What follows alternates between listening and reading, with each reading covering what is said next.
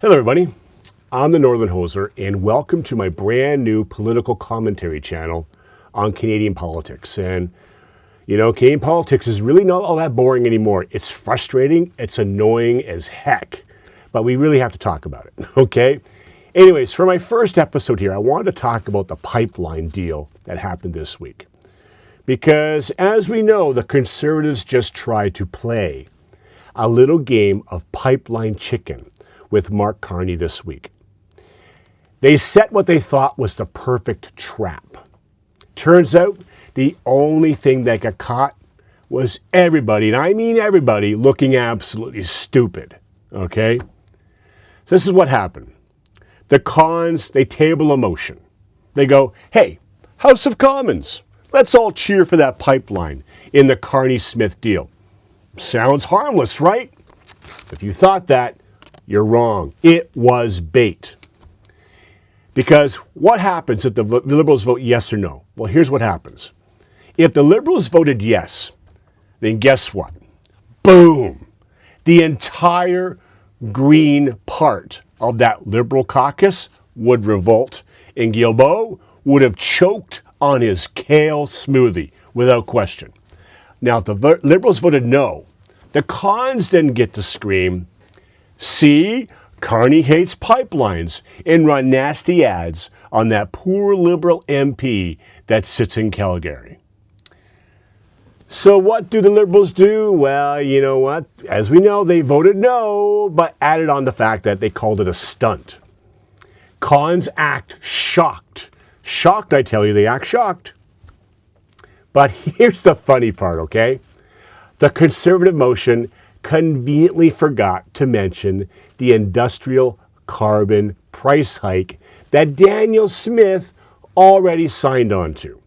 Poilievre then jumps up, calls it a crippling tax. And don't get me wrong, the industrial carbon tax thing is a crippling tax no matter what, how you look at it. It's bad for Canada in my opinion. So, he calls it a crippling tax on his own province's deal. It's Alberta. Smith, though, called the same deal a clear win last week. I think Daniel Smith and Poilievre need to get more aligned here, okay? Because they are obviously not aligned, which resulted in Poilievre ending up swinging at his own goalie there, if you look at it that way. So, I should say, in that big Pathways carbon capture project that everybody supposedly loves, the one that's supposed to unlock the pipeline, well, the president of Pathways basically said, yeah, we kind of need carbon pricing for this to work. Whoops. Go figure, huh? Well, if you look up on my board here, you see I wrote up trap or backfire, okay? This is what it means.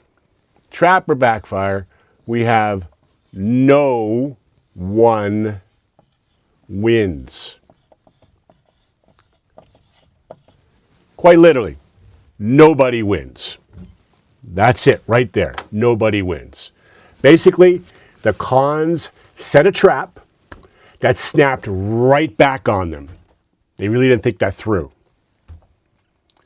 Liberals dodged, but still looked very, very slippery. So Poilievre's out there body checking his own team, which was Daniel Smith, and the pipeline still sitting in the penalty box. Hope you don't mind those hockey analogies. So, here's what we have. Well, Ottawa's finest play, what you can call political twister, if you remember that game as kids with all the dots and you're trying to set them, you spin the spinner and all that. Political twister. Just imagine that in the house. Okay? Alberta ends up waiting. Energy security, it also ends up waiting. And you know what? And guess who picks up all the tab? Yeah, us. You, me. Canadians, we pick up the tab for this. So what we have here is another week in the Ottawa circus. Another week, we all got hosed. And that's the briefing.